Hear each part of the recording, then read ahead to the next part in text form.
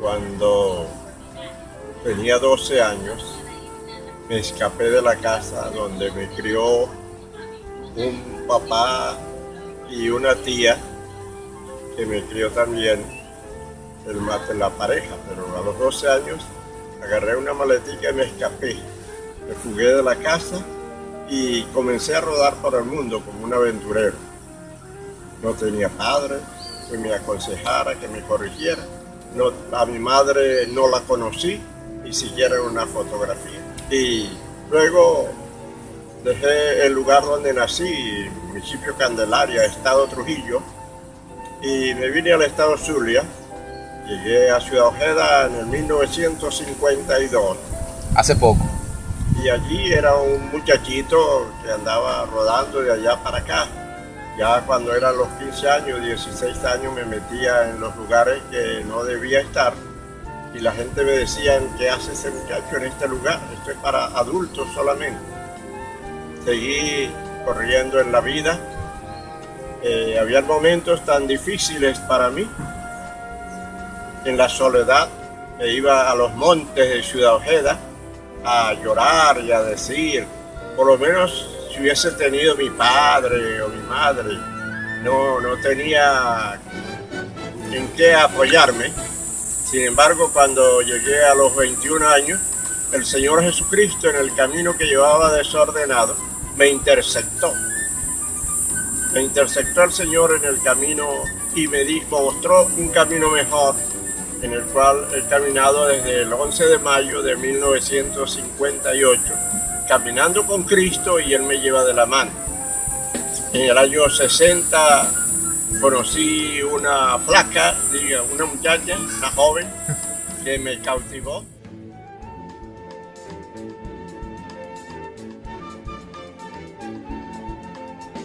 Yo nací en Casigua el Cubo. Viví mi primera infancia de pocos años a orilla de un río. Ese río se llama Río Tarra.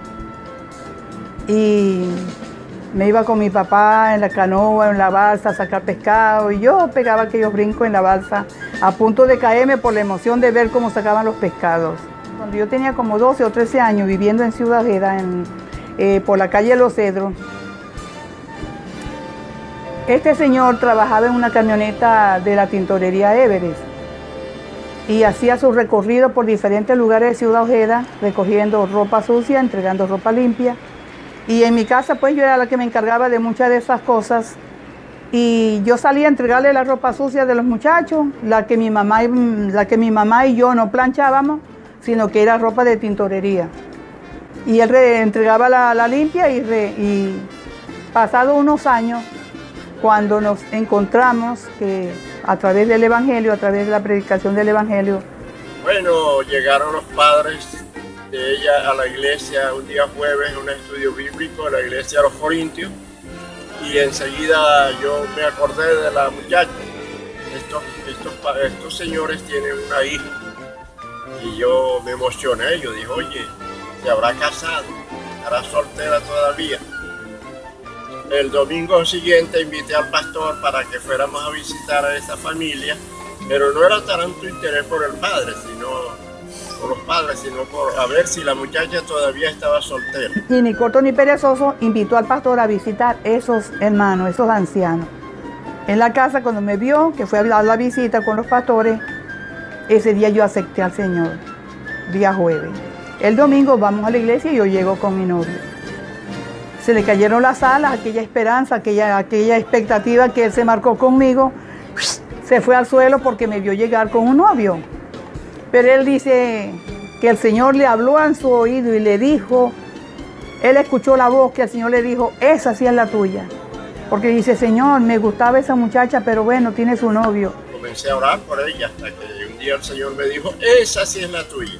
Después de haber pasado por varias candidatas, hasta que ese día el Señor me dijo en el oído, esa sí es la que estás esperando. Y yo corrí del frente del templo al fondo y me arrodillé y le di gracias al Señor por mi compañera. Al mes de haber aceptado al Señor, terminé con el novio que tenía. Él no quiso seguir asistiendo a la iglesia y me dijo, no, yo no quiero ser evangélico. Yo, bueno, si tú no quieres nada con Dios, yo sí. Porque hombres sobran, pero Dios es uno solo. Y yo me quedo con Dios.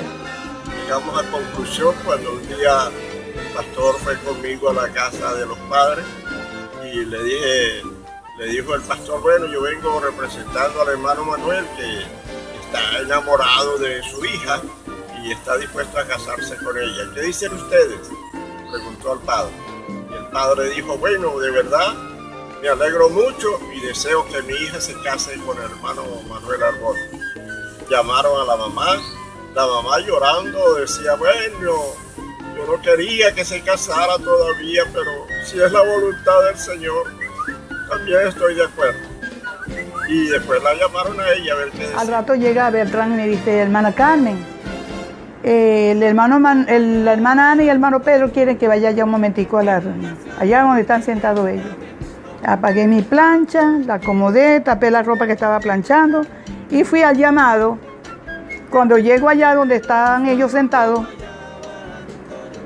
me dice el pastor, bueno, hermana Carmen, le hemos mandado a llamar porque nosotros hemos venido en representación del hermano Manuel.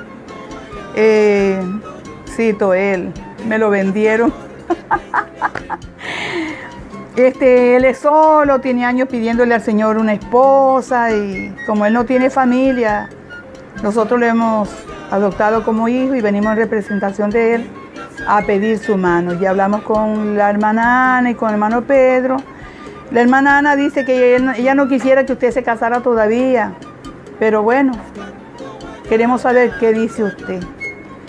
Y yo todavía con mi cabeza baja, yo los miraba pero así. Le respondo, bueno, si mamá y papá quieren, bueno, ahí mismo nos arreglaron compromisos, nos hicieron dar la mano, oraron por nosotros y ahí quedamos comprometidos.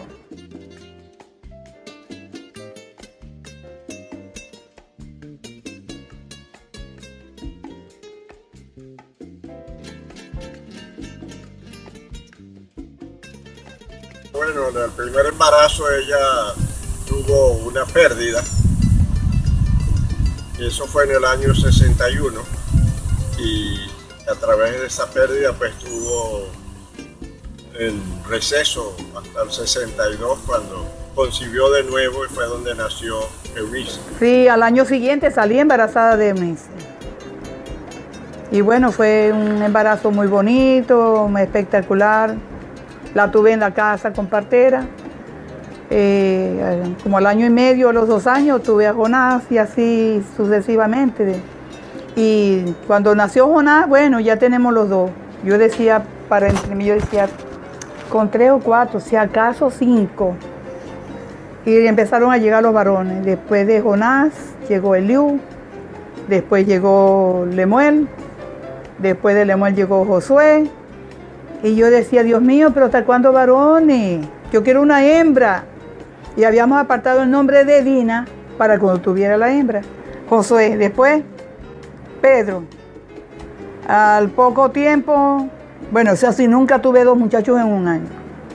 Llegó Ninro, de Ninro vino Carlos, después de Carlos vino Luis. Ya yo me estaba preparando, buscando conocimiento, buscando instrucciones, cómo evitar tener más hijos, porque ya me estaba afectando, ya me estaba pegando bastante. Y bueno, salí embarazada otra vez. Fue cuando logramos tener a Dina. No estábamos seguros de que era hembra, sino cuando nació. El Señor acá estaba de viaje, predicando por allá en un lugar. Y cuando llega, que corre al hospital, se va al hospital con Beltrán, cuando llega a la cama donde estoy con la niña, me dice, mamita, por fin la pegaste. Y yo, la pegaste, la pegamos. Después de 8 varones, vino Dina. Que todos llevan el apellido Arbona, Arbona Parra, pero el Arbona es un apellido muy especial, no es un apellido común. Es un apellido que descendientes de los hebreos, y los hebreos pasaron a Europa, y pienso, pues yo tengo la seguridad de que mi mamá se casó con alguno de estos españoles que traían el apellido Arbona y de allí nació Manuel Arbona. Bueno, somos 10 hermanos, yo soy la mayor, papi y mami, bueno, mami buscando, dice ella, que buscando la hembra, tuvo 8 varones después de mí. Entonces, bueno, resulta que ya sellando, entonces vino Dina. Entonces somos 2 hembras, la mayor, la menor, pero resulta que ella es la mayor de tamaño y yo soy la menor de tamaño. ¿Sí me entienden? Bueno, y en el medio, bueno, los 8 varones. De orgullo, por supuesto, de ser el hijo de Manuel Arbona, un hombre maravilloso. Y bueno, le doy gracias a Dios porque en su infinita misericordia me permitió nacer de una familia maravillosa como es la familia Arbona Parra. Esta pareja de ministros que ha dado su vida al servicio de la obra del Señor. Usaba muchos Volkswagen alquilados de una empresa esa donde trabajaba, yo trabajo con Sigen y Electrolux, y muchas veces cargaba Volkswagen, tenía su Volkswaguito propio y a veces cargaba unos alquilados nuevecitos. Hay algo que marcó mi vida y hoy por hoy siempre lo cuento cuando hablo acerca del ministerio que Dios me dio, es que cuando vivíamos en el Caño de la O, un domingo por la mañana íbamos para la iglesia y papi me llevaba de la mano y yo me paré y él volteó porque yo me había detenido y le dije, papi, cuando yo sea grande voy a ser como tú. Y él le causó cierta intriga esa pregunta y me dijo, ¿cómo que vas a ser como yo? Yo le dije, voy a ser pastor como tú. Y esa conversación hoy por hoy la tengo grabada como si hubiese sido ayer, como si hubiese sido esta mañana. Recuerdo como si hubiese sido ayer que uno de mis principales logros después de aquella cirugía fue cantarle en sus 75 años la canción Viejo, mi querido viejo. Es mi sentir, hoy, fue ayer, es hoy y será siempre. Viejo, mi querido viejo. Además de ser mi querido viejo, fue mi piedra angular durante muchos años. Lo es hoy día y lo será. Los juegos que hacíamos junto a ellos, a mi papá y mi mamá, principalmente mi papá que jugaba hasta metra y trompo con nosotros en su tiempo libre, y lo duro que trabajó para criarnos, para mantenernos hasta ser nosotros adultos.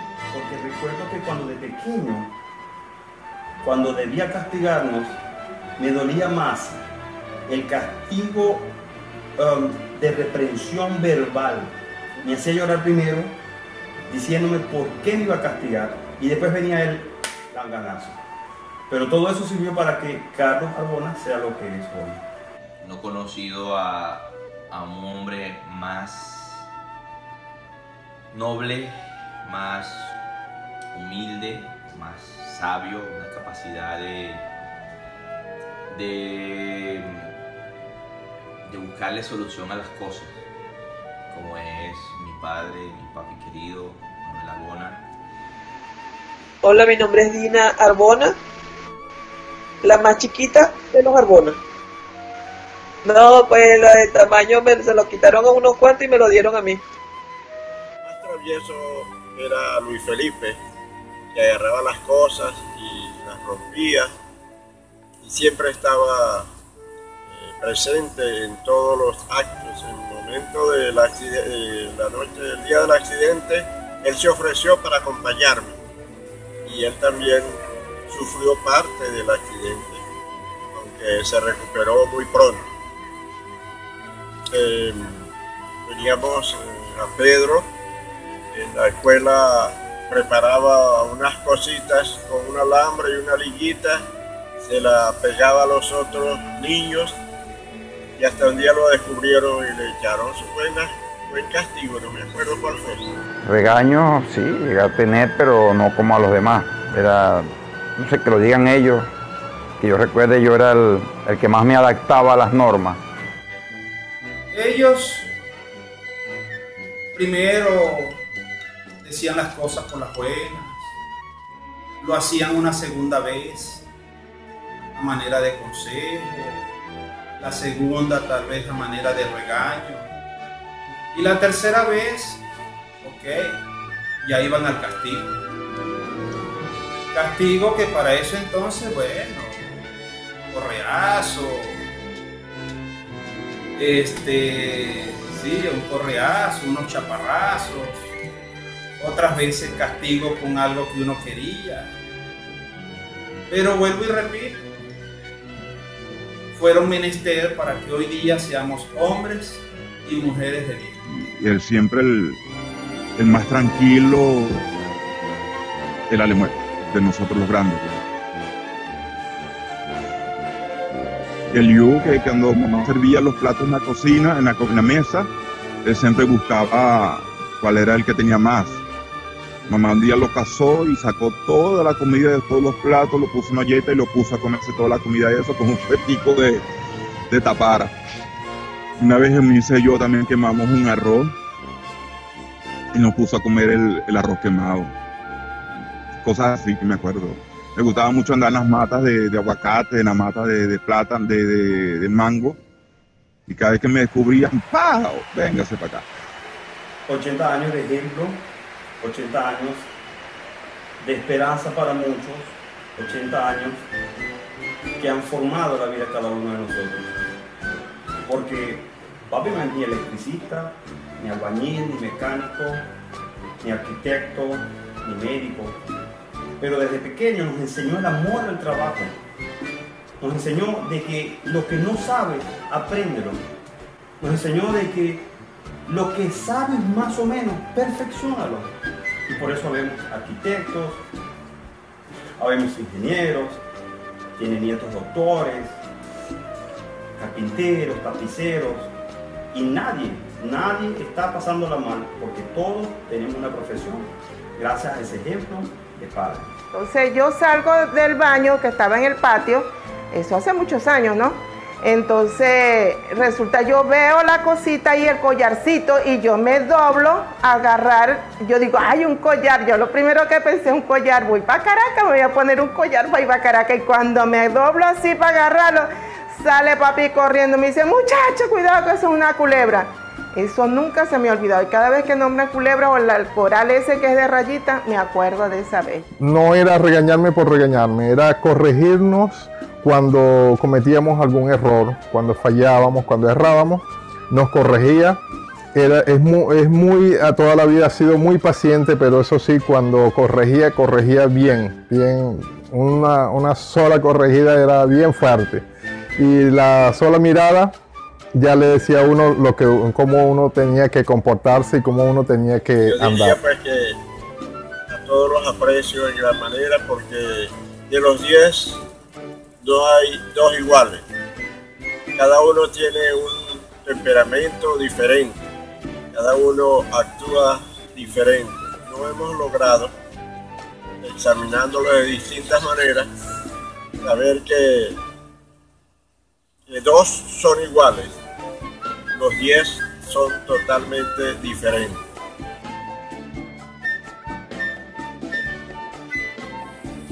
Entregué al Señor día domingo y el día martes de la siguiente semana estaba predicándole a la familia.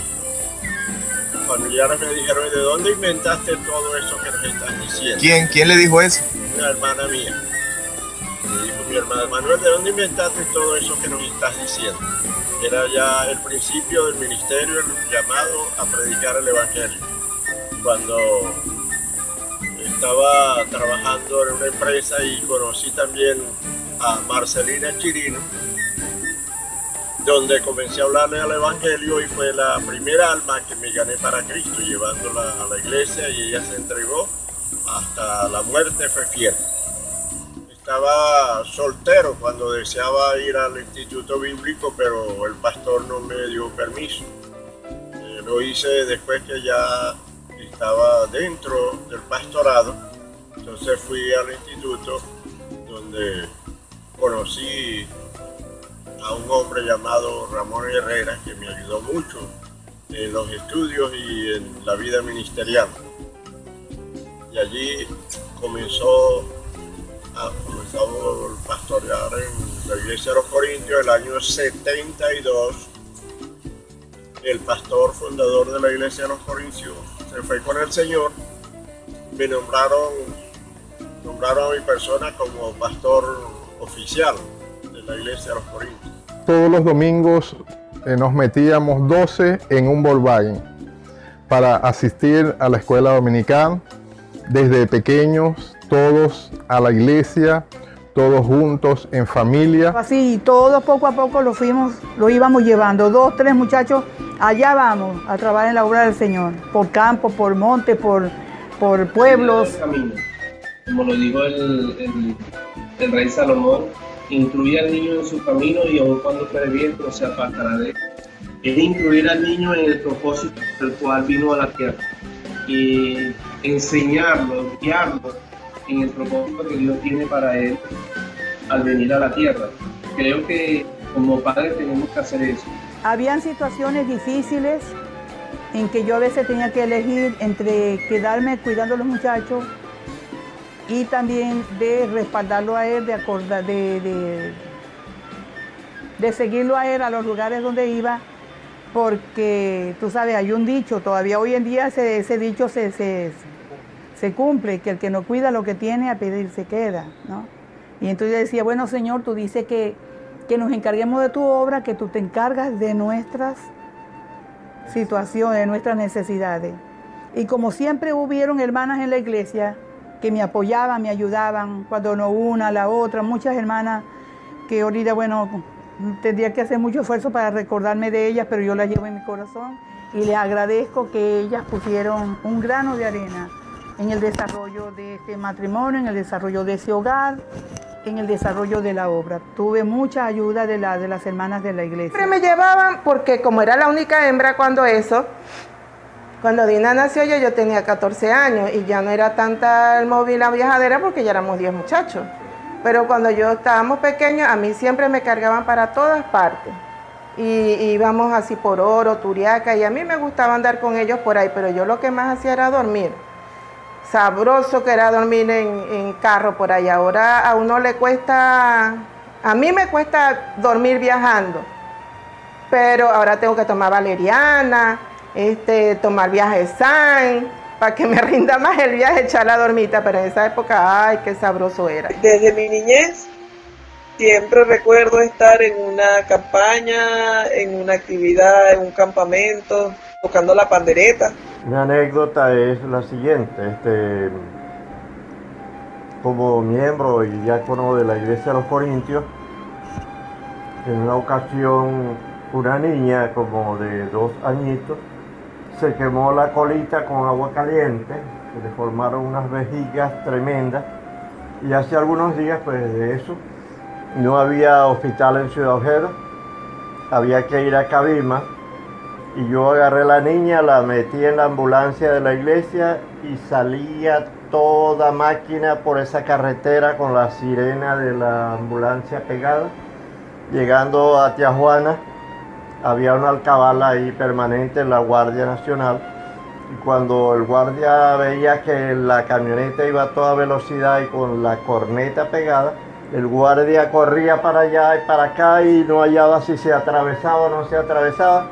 Yo me detuve y le dije, llevo aquí a un quemado, y el guardia me dice, ¡pa'lante con el quemado!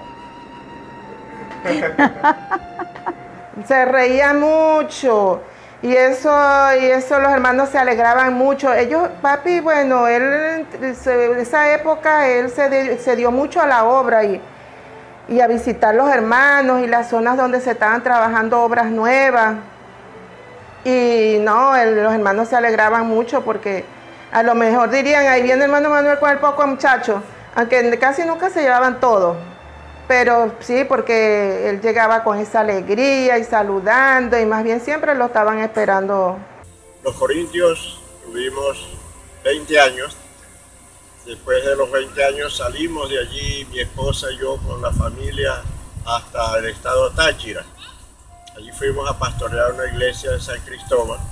De allí fundamos varias iglesias por la parte andina de San Antonio del Táchira, El Vigía, Mérida y otros lugares de San Cristóbal, donde Dios nos permitió fundar varias iglesias por la parte de los Andes. Experiencias maravillosas vivimos en San Cristóbal, donde aparte de pastorear en San Cristóbal, fundó varias obras en toda la parte andina, en la parte de San Cristóbal, San Antonio, Mérida, Tobar, bailadores.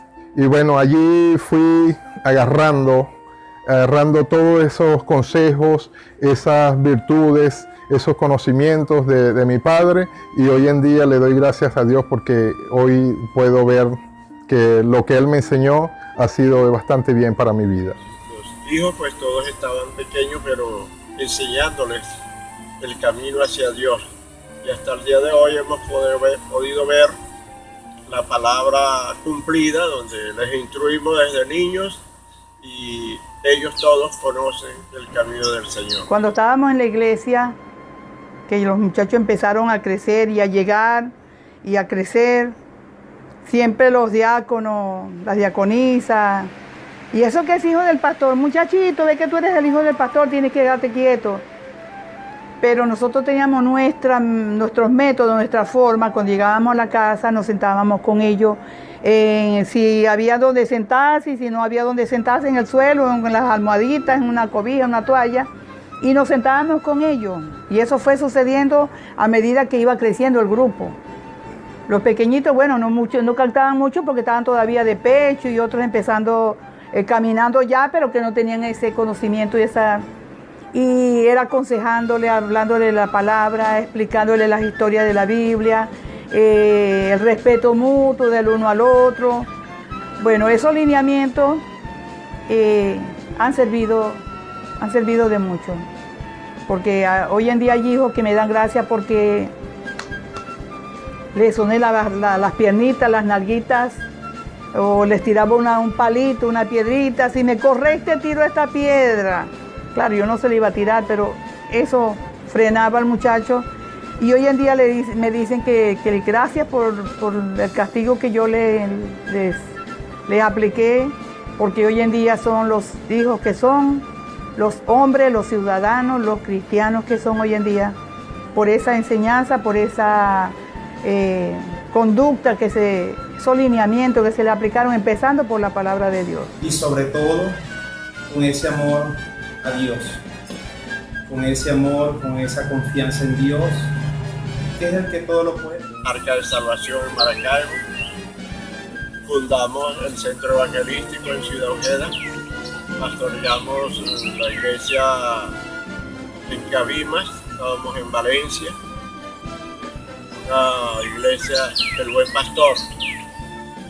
Allí tuvimos 4 años pastoreando, y allí caminamos por los lugares llevando el evangelio de diferentes formas. Una noche, regresando del culto, me atracaron 3 delincuentes, me pusieron un cuchillo en el cuello y otro en la espalda, y me llevaron lo que llevaba encima. Y yo, pues, como siervo del Señor, y ellos sabían quién era yo, porque les predicaba el evangelio, ellos me decían: pastor, cuando usted nos predica el evangelio, nosotros nos acordamos de usted cuando el gobierno nos va persiguiendo, pero seguimos en el mismo camino. Entonces, esa noche que me atracaron, yo les declaré juicio, por cuanto ellos sabían quién era yo. Y no voy a llegar a esa conclusión. El juicio de Dios es terrible contra nuestros enemigos. Eso fue algo muy terrible lo que recibieron ellos a causa del juicio que yo les declaré.